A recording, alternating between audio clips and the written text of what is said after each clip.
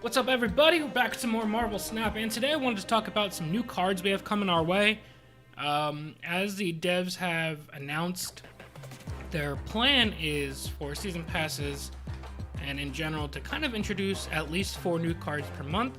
So week 1 of a season pass, you'll get the new season pass card, and then over the next 3 weeks, they want to introduce on average 1 card per week. So we have, I don't know if they're 100% confirmed or if they've just been leaked, but we have some visibility into the next 3 cards that are coming. Also the next season pass card, but we're not going to talk about that until closer to the next season pass.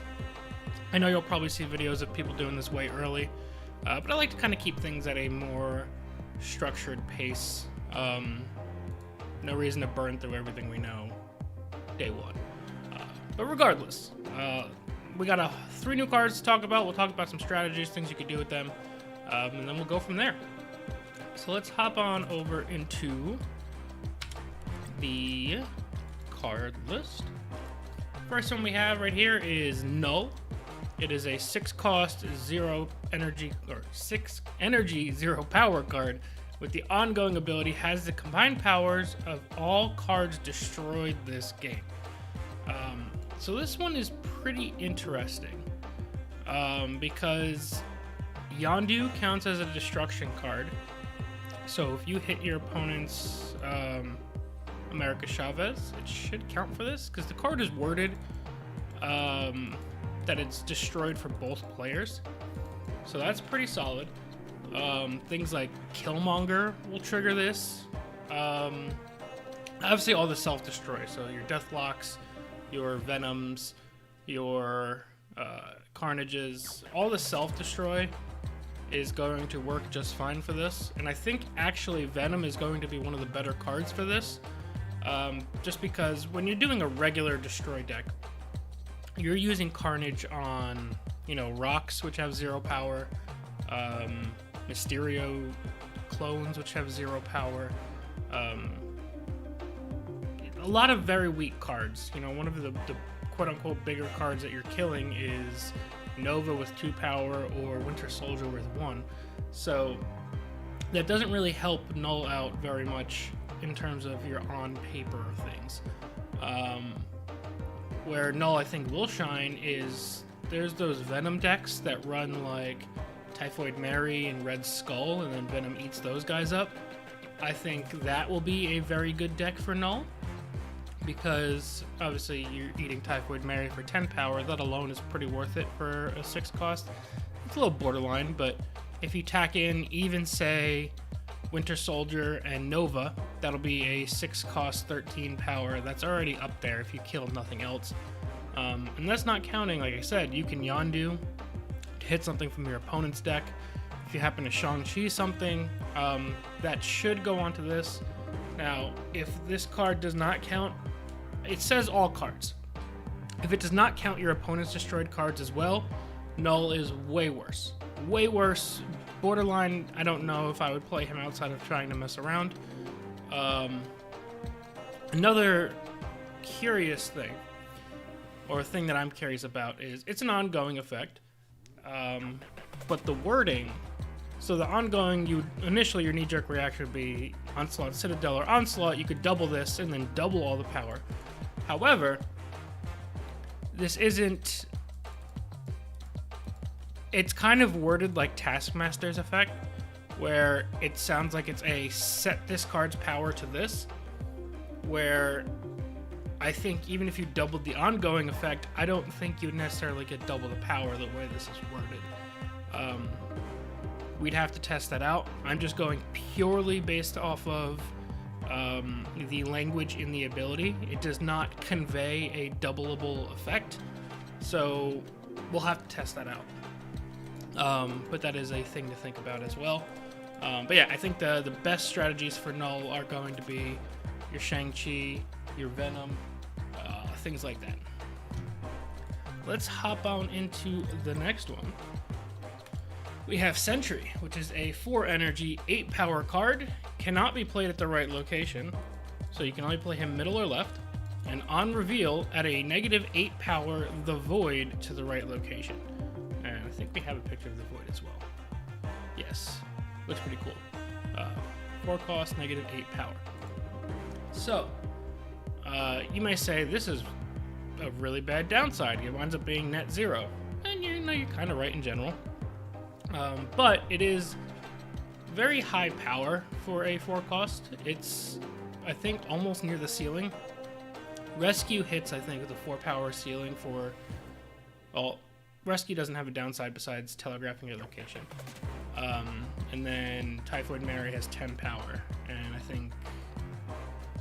There's that one new card as well. It's 4 costs, 10 power, and if he's not the only card there, you destroy him. I think that's the ceiling of 4 cost. So 8 power is still up there for a 4 cost. I think this is one of the easier downsides to get around. Like Typhoid Mary, you have essentially just Luke Cage or eventually Venom to work around her downside.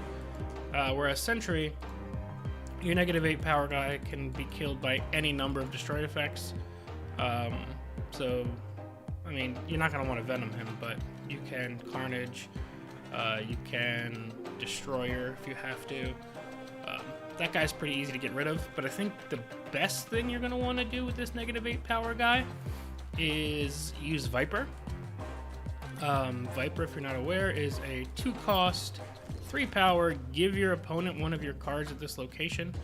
So now the play pattern of doing this is going to be a little bit awkward, because obviously this guy doesn't come down until turn 4, which means if you're trying to pull off this combo, you would need to leave your right side pretty empty until turn 5 at a minimum, and then start playing out turn 5, which I think is a little iffy. However, Viper being able to be a 2 power net 11, or 2 energy net 11 power swing, since you'll be playing 3 down and giving your opponent essentially a Hobgoblin, I think it becomes enticing.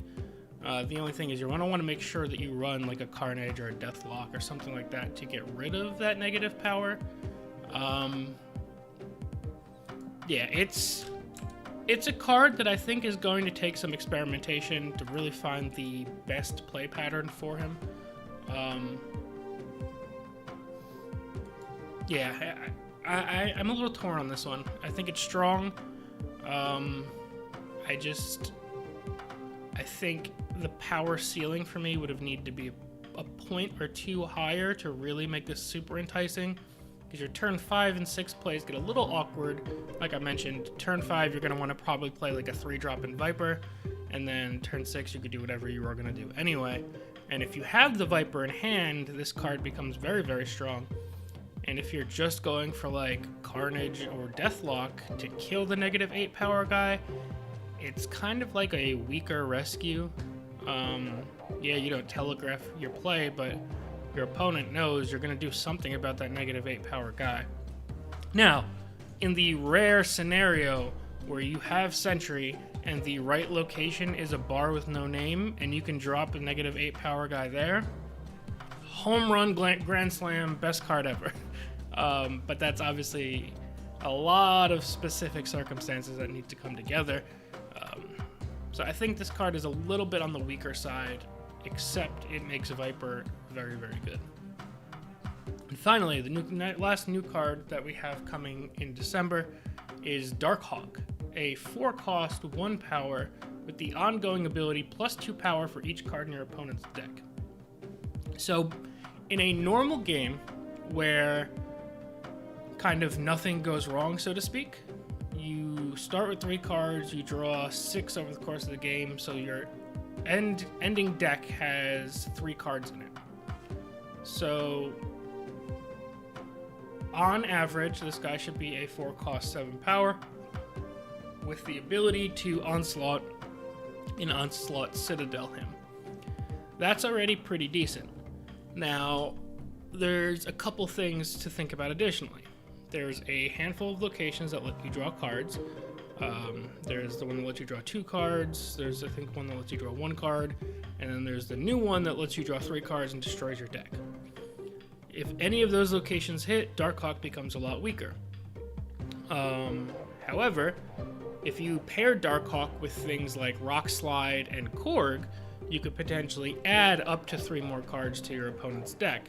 So that would be adding potentially up to 6 more power onto Darkhawk, which is obviously pretty good, and you're potentially disrupting your opponent's draw. Finally, we have a couple decks, a couple locations, mainly Subterranea, Lecheguila, and the Vibranium Mines that shuffle cards into your deck. Those 3 cards make Darkhawk better and better. I've seen a couple opponents where I guess they kind of drew their combo more or less, that just played into Lecheguila with Reckless Abandon and kind of wound up with upwards of like 15, 16, 17 cards in deck. If that happens and you drop a Darkhawk, like, GG's, you won that location unless you get Shang-Chi or Enchantress.